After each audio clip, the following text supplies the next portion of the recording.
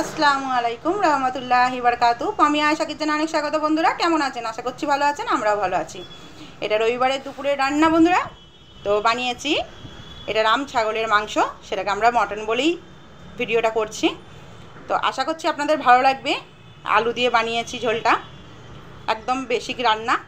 ভালো লাগলে বন্ধুরা লাইক শেয়ার কমেন্ট করে পাশে থাকবেন। বৃষ্টির দিনে এভাবে রান্না হলে জমে যাবে।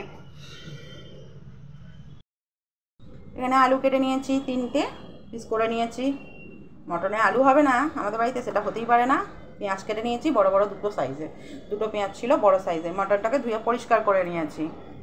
এবার আলুগুলোকে ভেজে নেব। তার জন্য কড়াইয়ের মধ্যে তেল দিয়ে দিয়েছি। কড়াইয়ের তেলটা আমার আগে থেকে দেওয়া ছিল বন্ধুরা, কারণ এটার মধ্যে আমি বেগুন ভেজেছিলাম। তো এর মধ্যেই আমি ভেজে নেব আলুগুলোকে দিয়ে দেব।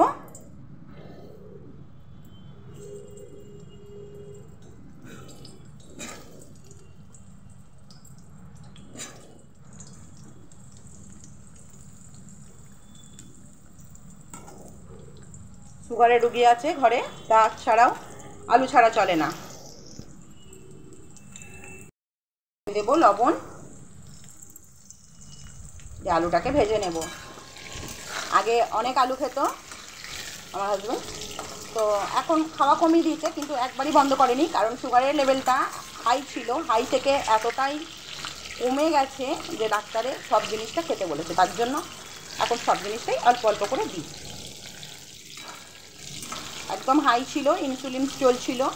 সেখানে তার 2 মাস পর যখন রিপোর্ট আসে তখন নর্মাল ছিল। তারপরে আবার যখন 2 মাস পর রিপোর্ট করা হয় তখন এত কমে গেছিলো যে চিনি মিষ্টি সব রকম খাওয়াতে হয়েছিল। আর এখনও একদম কম আছে। সুগারের ওষুধ বন্ধ আছে, একটা শুধু মর্নিংয়ে একটা সামান্য ওষুধ আছে, বাস। তোর জন্য সব কিছুই অল্প অল্প করে দিই। ডাক্তারে বলেছে একদম নেমে গেলে ক্ষতি আছে, সব কিছু অল্প অল্প দেবেন আর ওষুধটা বন্ধ রাখুন। আপনাদের সঙ্গে শেয়ার করে দিলাম। আলুগুলোকে সুন্দর করে ভেজে নিয়েছি। এবার আমি আলুগুলোকে তুলে নেব। তেল অ্যাড করবো না, এই তেলের মধ্যেই লবঙ্গ দারচিনি এলাচ দিয়ে দিলাম অল্প করে। সুন্দর একটা গন্ধ বেরিয়ে এসছে। এর মধ্যে দিয়ে দেবো পেঁয়াজ কুচি। আমি তেল আর দিচ্ছি না, কেন? মটনের মধ্যে ভালো চর্বি আছে, তার জন্য আর তেল ইউজ করছি না।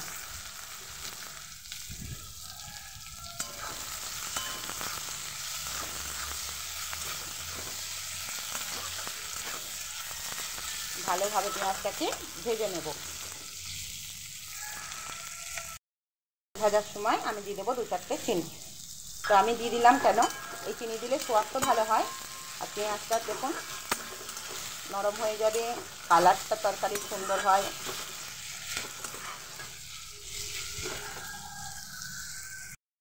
কিছু বেসিক মশলা বানিয়ে নেব। জিরে গুঁড়ো দিয়ে দিয়েছি 1/2 চামচ, ধনে গুঁড়ো দিয়ে দিলাম, লঙ্কা গুঁড়ো দিয়ে দিলাম। লঙ্কা গুঁড়োর কালারটা দেখুন, খুবই ঝাল। এবার দিয়ে দিলাম হলুদ গুঁড়ো। এবার পানি দিয়ে মিক্সড করে নেব। মশলাটাকে ভালোভাবে গুলে নিয়েছি। এখানে আমি পেঁয়াজটাকে ভেজে নিয়েছি। দেখুন পেঁয়াজটা ভাজা হয়ে গেছে ভালোভাবে।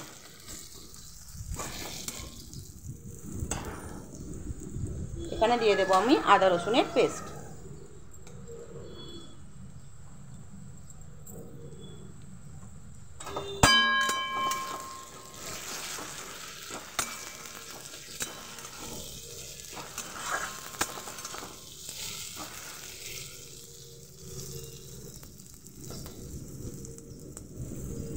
দিয়ে দেবো মশলা, যেটা গুলে রেখেছিলাম সেটা দিয়ে দিলাম। মশলাটা একদম বেশি মশলা দিয়ে বানানো।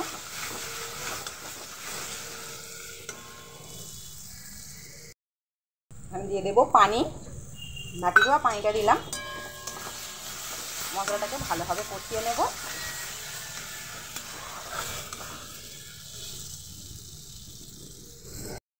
মশলাটাকে আমি সুন্দরভাবে কষিয়ে নিয়েছি। এবার মাংসগুলোকে আমি দিয়ে দেব।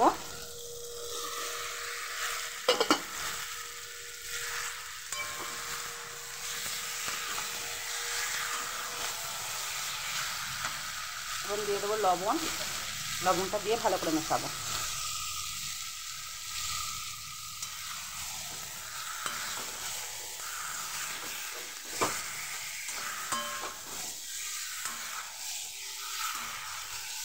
রান্নাটা কড়াইয়ের মধ্যেই করব। দেখুন কত সুন্দর হয়ে যাবে।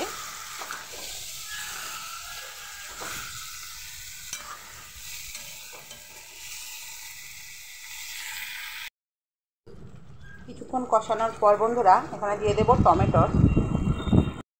আলু আর টমেটো দিয়ে ভালো করে নাড়াচাড়া করে নিলাম, নাহলে আলুগুলো সেদ্ধ হবে না। এটা মেথেও দিয়েছে, অনেকগুলো মেথেগুলো দিয়ে দিয়েছিলাম। খাসির মাংসের মেথে হেভি লাগে খেতে।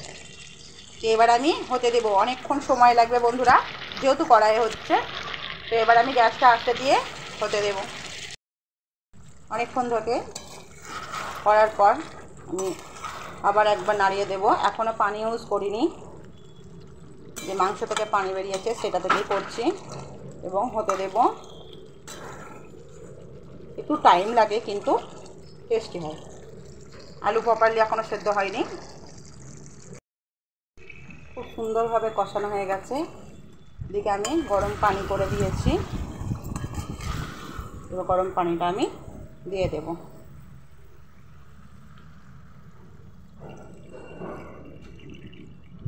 আলুটা একটু সেদ্ধ হতে লাগবে, সেই অনুযায়ী আমি পানিটা দিলাম।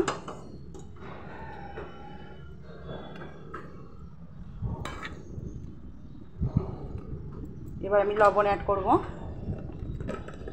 লবণ আর ধনে পাতা দেব।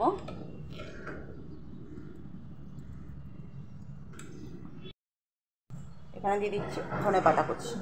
এই সময় ধনে পাতা কুচি দিই। এবার আমি ফুটতে দেব। ধনে পাতাটা আগে দিলে স্মেলটা ভালো আসবে, ওর জন্য দিয়ে দিলাম। এখানে যে মিট মশলাটা, ওই মিট মশলাটা আমি মাংস কষানোর সময় দিয়েছিলাম 1 চামচ মতো। তো এটা আমি দেখাতে ভুলে গেছি, তার জন্য আমি এখন বলে দিলাম। মাংসটাকে চেক করে নিলাম, একদম হয়ে গেছে রেডি। এবার আমি গ্যাসটা বন্ধ করে দেব। বন্ধুরা ভালো লাগলে লাইক শেয়ার কমেন্ট করে পাশে থাকবেন। এইভাবে বানিয়ে দেখবেন, আশা করছি আপনাদের ভালো লাগবে।